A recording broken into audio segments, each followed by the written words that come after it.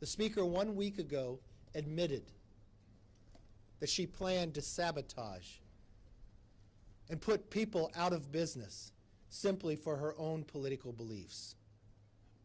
The election is over. The time is now to work, and there's an opportunity to get it done now.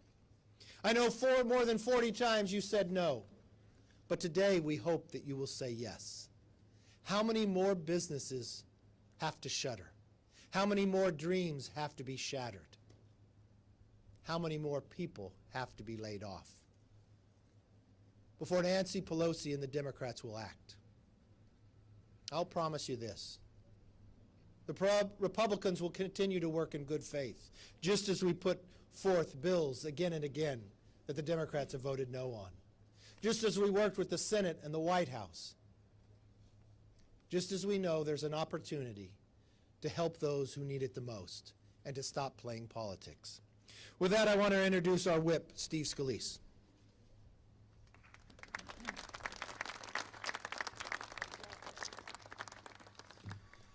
Thank you, Kevin.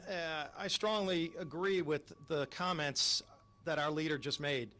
When you look at where we are right now as a country, there are thousands of small businesses that will spend this weekend trying to figure out whether or not they're going to be able to remain open, whether the dreams are going to be crushed, whether the millions of families who rely on those jobs will be able to sustain themselves through Christmas.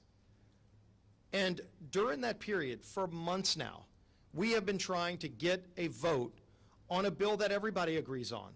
The Shabbat bill that Jamie Herrera Butler has the discharge petition on is very straightforward.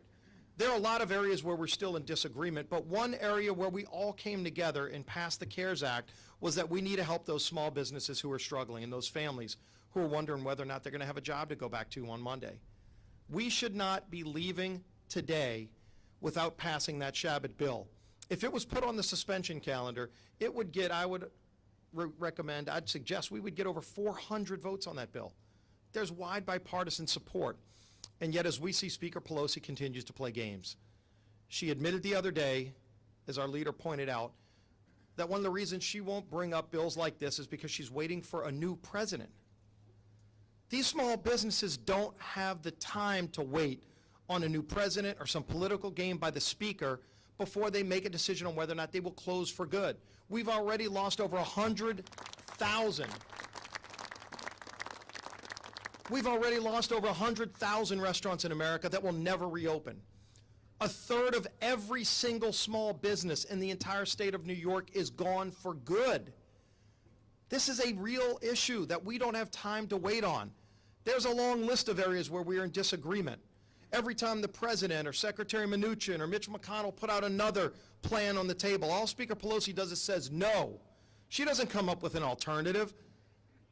They continue to play partisan games and people's lives are at stake. This game has to end. This game of chicken where hostages are being taken. And the hostages are America's small businesses. The hostages are millions of families who just want to be able to go back to work. The safety protocols are out there.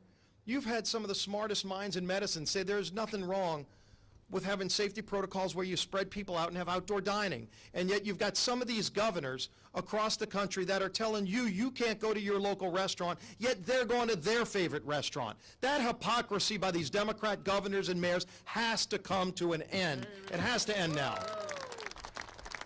How many times have we seen examples of a governor telling you can't do something and they're doing it? A mayor telling you you can't do something and then they're caught doing it. A mayor in Cabo telling you not to hang out with your family when he's hanging out with his family for Thanksgiving. This is madness. This is insanity, and it's not based on science. If it was based on science, they wouldn't be doing it. But they're doing it to control these small businesses, to crush these small businesses. We see what's going on. Everybody says what's going on. The Speaker acknowledged it the other day, where she admits she's playing games with people because she wants to wait until a new president's there. She doesn't want Trump to get credit. This isn't about who gets credit. It's about who we can save, who we can help, who needs help. And we're in agreement on parts of this. Let's pass the bills that we have agreement on. And there are really good bills that we do. That Shabbat bill is one example. You could literally save every small business in this country that's struggling by bringing up that bill, and it wouldn't even add a dime to the deficit. That money, the $138 billion, is sitting in account frozen. And this isn't a new program. This is a program that's been widely successful. Our local banks know who these small businesses are.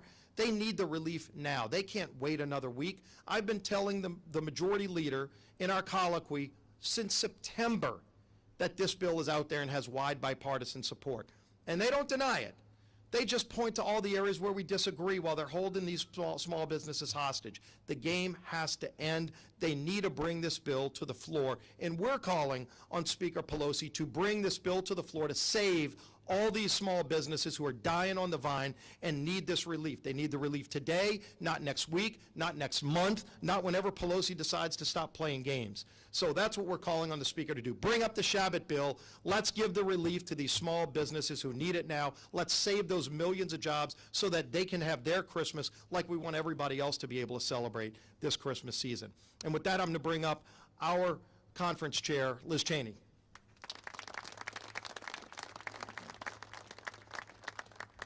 Thanks very much, Whip Scalise. You know, every one of us lined up on these steps, every single member on the other side of the aisle, we all represent thousands of people, thousands of small businesses who are hurting. And when I watch what Speaker Pelosi and the Democrats are doing, you know, there are many things, many times we've come up here and raised our issues, raised our disagreements with the Speaker in particular. But when I watch this, it is a level of cynicism, a level of willingness to completely ignore the people she represents that I have not seen before. And I think it makes absolutely clear Speaker Pelosi has been in Congress and has been the Speaker for far too long. The American people deserve a House of Representatives that is one that will do what is needed. We are in the middle of a pandemic. We have got small businesses across this nation. We have got ag producers, we've got energy producers, we've got restaurant owners, we've got hospitals, we've got people who are suffering.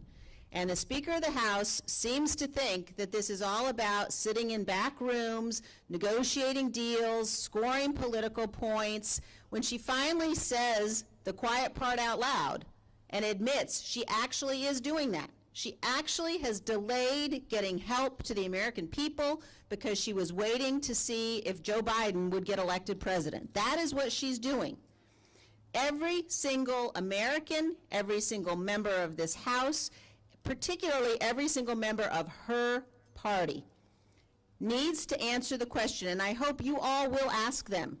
Do you agree that the Speaker of the House is in the right to continue to play politics while people's businesses are suffering, while people are dying, while our hospitals are suffering, while our agriculture industry is suffering? Every member of her side of the aisle has got to stand up and explain why they think it's okay, why they think these games are all right. People are hurting, they need help. As our leader said, as our whip said, we have the ability today, right now, instead of voting on bills to legalize marijuana, bills to protect exotic cats, put the bill on the floor that will help small businesses and do it now. It'll pass. So we stand together calling on this body, calling on Speaker Nancy Pelosi to stop sitting on her hands, to stop sitting in front of a refrigerator with the expensive ice cream, and to help the American people today. With that, I'm going to introduce the Republican leader of our Small Business Committee, Mr. Shabbat. Thank you, Liz. I was the chair of the Small Business Committee for 2 terms, and this past term, the ranking member. And I'd like to start off by just saying about half the people who work in America work for a small business. About 70% of the new jobs created in America are created by America's small businesses. They're critical to the American economy. When COVID-19 hit earlier in the year, this institution, the House, the Senate, together, bicameral and bipartisan, Republicans and Democrats, passed the CARES Act, and within the CARES Act, the PPP program, the Paycheck Protection Program. It saved over 50 million jobs all across the country, including in my district in this greater Cincinnati area. I visited over 70 of those businesses. I've talked to businesses who would have gone under, who would have had to get rid of all their employees. And it's not just the small businesses, again, that you're trying to help, and you are, but it's those employees and it's those families that they support. Well, unfortunately, the Paycheck Protection Program, the doors to that program were shut back in August.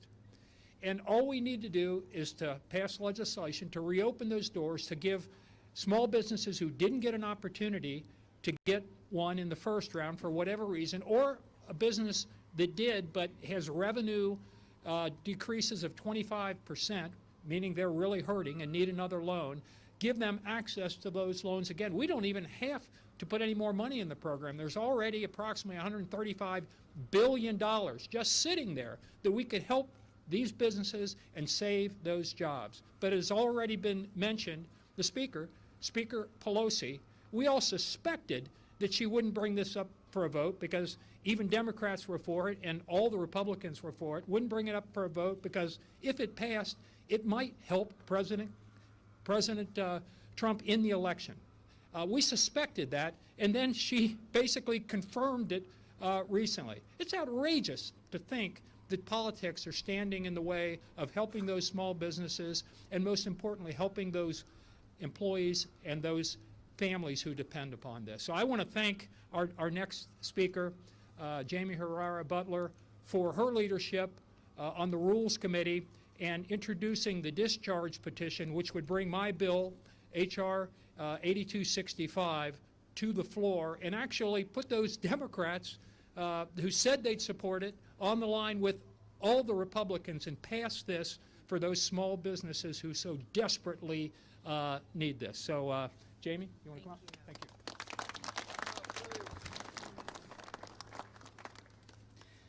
Thank you to Leader McCarthy, Whip Scalise, Chair Liz, and thank you, Steve Shabbat, for your work on the PPP legislation. Look, we're here because we want the families and the individuals and the businesses in our districts and across this country to survive. I mean, we want them to thrive. But at the very least, heading into Hanukkah, heading into Christmas, we don't want them sending their team members into the unemployment line, where, by the way, the unemployment benefits are also stalled. This is ridiculous. That's all this is about. This is not a partisan issue. However, we're the ones stepping up saying, Nancy Pelosi, the first PPP bridge worked. Please do not let this become Nancy Pelosi's bridge to nowhere. We have got to get this passed. It's important to start by saying the Paycheck Protection Program expired August 8th. And we knew months before that the date that it was going to expire. We have known for most of this year that this would be a problem. PPP has roughly $135 billion left sitting there, untouched. We don't have to spend new money. We don't have to add more money into some sort of a supplemental. It's there. All we have to do is change the dates to allow those loans to be accessed. That's it. And the reason that this hasn't moved is because it's a political football. Nancy Pelosi has allowed these businesses, these individuals, these families, these single mothers with children in Clark County in Southwest Washington. I have over 15,000 single families. She's allowed those people to be a political football in order to get different, more, bigger, trillions of dollars of more money. Well, what we really need is this targeted relief. We know it's going to work. In Southwest Washington, in my district alone, this has saved nearly 95,000 jobs. 95,000 jobs. That's amazing. Over 10,000 businesses have accessed these critical forgivable loans. This, again, should not be a partisan football. House Democratic leadership has shown that they rather use the fate of these small businesses as a bargaining chip. It has been admitted. I mean, I'm going to guess most of the folks here suspected it, but she's admitted it. That's the reason I filed a discharge petition back in September, so we could finally clear the gridlock and get those small businesses the relief that they need to survive the pandemic. This discharge petition is really a tool of last resort. We know it, members on both sides of the aisle know it, and they've used it to go to Nancy Pelosi and say, we're going to do this unless you break this logjam. Well, I believe it is time. It's well past time to break this logjam. Congress must act now. If we're serious about getting relief to families, individuals, small businesses, we have to support this discharge petition and get Steve Shabitt's PPP legislation reauthorized, reopened up. Families, communities, workers, individuals, they need it. And that's why we're here. That's what we're about. Thank you. Oh, and we are going to have Representative Blaine Lukedemeyer come up next. Thank you, Jamie, and thank all of you for being here this morning and our leadership team for doing a great job of putting this event together, and for Representative Shabitt to put his bill together, and Representative Herrera Butler for her hard work on getting a discharge petition together. I'm going to be the new ranking member on small business. I presently am the ranking member on FI, the subcommittee that the PPP program came through originally. And we're going to continue to work on this. This is why we're here this morning. This is a very, very important program that has proved to be effective, that proved to work, and yet it's being held up for seemingly no reason except politics, which around here seems to be the course of the day, by the Speaker. You know, back home in Missouri today, 520,000 small businesses that employ 1.1 million people were greeted this morning by continued nothing. They continue to wake up to the familiar news that the majority continues to want to play politics with their lives, the lives of the businesses, and the lives of their businesses' employees. This is the 8th legislative day since Thanksgiving that the House has passed and in that time, the House has passed 2 bills promoting marijuana and 0 to help the workers who have lost their livelihoods through no fault of their own.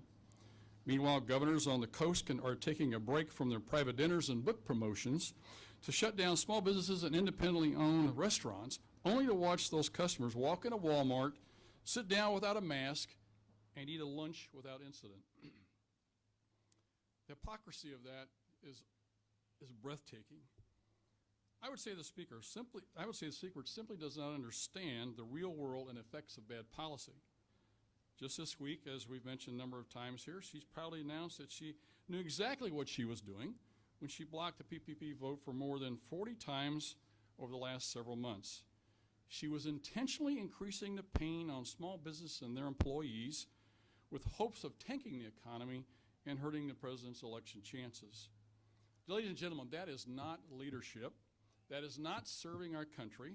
That's hurting people. The very people we all came here to help and should be working hard for instead of punishing. Leadership is putting the pizza shop owner in one of my districts, counties in St. Charles there, or the hotel worker in Jefferson City over the DNC's desire to control our lives.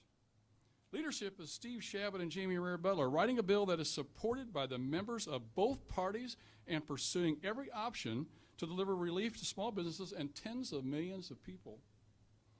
There's over $130 billion, as been stated already, left in the PPP.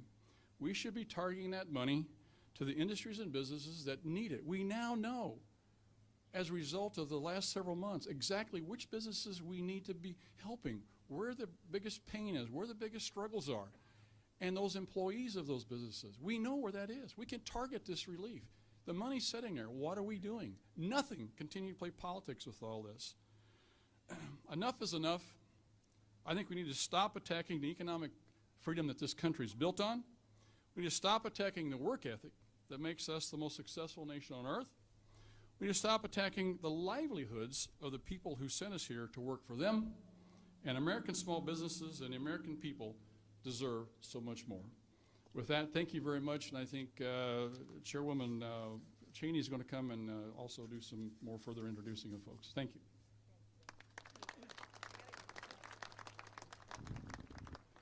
Thank you, Blaine. I'd now like to introduce a young woman who, her name is Sarah White. She's the Chief Operating Officer of 3 locations of the Lost Dog Cafe, operating not far from here in Virginia.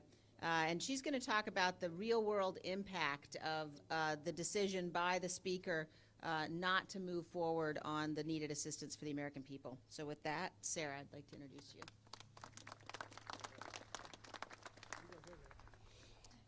As a restaurant consultant, my job used to be about running more smoothly, making money often in hopes of operating another location. Over the course of the pandemic, my job's become how to reduce costs to keep your doors open. Unfortunately, that means reducing staff. As we all try to stay open, we're having to not only lay off workers, but reduce hours of everyone left. It's heartbreaking to see our restaurant families being torn apart as we lose people who have been with us for many years. The knowledge that not only will there be no Christmas gifts for them this year, but that they will struggle to pay their rent and buy groceries is taking a toll. PPP funding was a lifesaver in the spring. It allowed us to retain all of our staff, increase training. It helped with implementing so many safety standards for our guests that we continue to use today. Our hope is that Congress will pass some desperately needed funding to allow us to bring back all of our staff, remain at levels to get through to the other side of this tunnel. We're here begging for our lives. Please help us keep our restaurants open.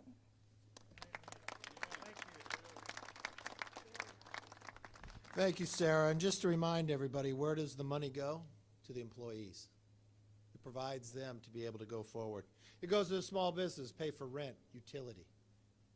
Instead of being like the hundreds and thousands that have closed permanently, it gives them hope for a future as the vaccine progresses. With that, let's take a few questions. Yes, ma'am.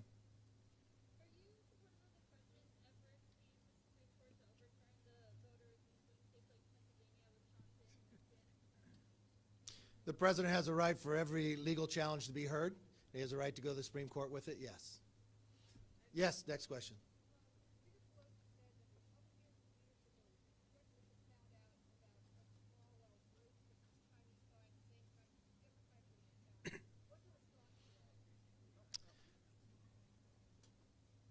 Speaker Pelosi was notified. I was not. I'm asking for an FBI briefing now.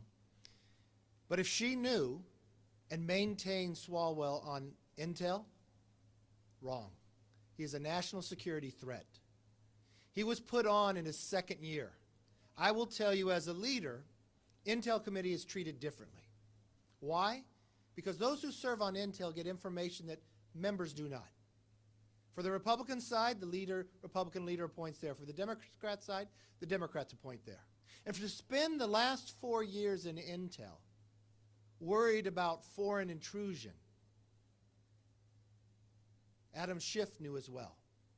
To allow Eric Swalwell to sit inside a skiff where you do not bring your phones, you do not bring your watch, because what is discussed? He puts the threat of everybody else of what they're talking about as well. Why did she allow him to stay on that committee? And let's hope she does not in the next Congress either. The Democrat leader appoints the Democrat side. The question raises, when did she know? Why did she keep him? The same question that Adam Schiff. Did anybody approach Nancy Pelosi to lobby to put a person on their second term in the minority on Intel Committee? That's a question I have to know. Then the next question will arise, why did the Democrats pull out of a bipartisan task force on China after they agreed they would? This just raises so many more questions. Eric Swalwell should take it upon himself to resign from Intel. Why did Eric Swalwell, knowing what he knew after he was warned by the FBI, he didn't go to them, they went to him? Why did he challenge the director of Intel, John Radcliffe, when he just briefed the American public on the rise of China's spying? Why did he challenge that and take China's side and not America? That begins to raise a question too, and I would hope the Democrat leadership would raise a question for them. It's an easy one to answer for me. He is a national risk that should not serve on the Intel Committee. Swalwell was swindled, and he should be against China now instead of keep standing up for them. Yes.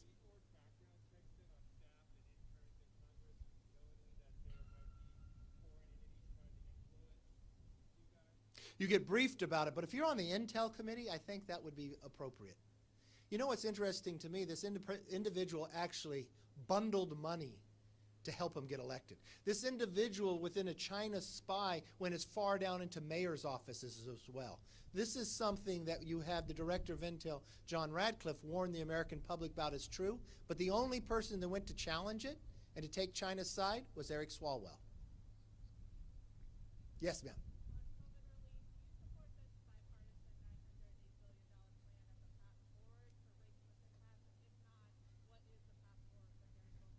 No, I actually support the plan that's actually more money, that is supported by the president, supported by the Republican leaders, that would actually go to more people, help more people in a time of need, would put more than $300 billion for small business, would allow us to use money that's already appropriated, so be fiscally responsible at the same time, and to do that now. The only person who's holding it up is the same person that's held it up for the last 4 months, Speaker Pelosi. Yes.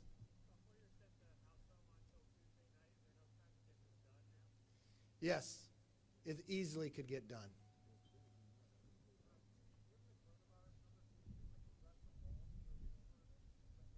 Which ball? I'm not attending tonight. Next question.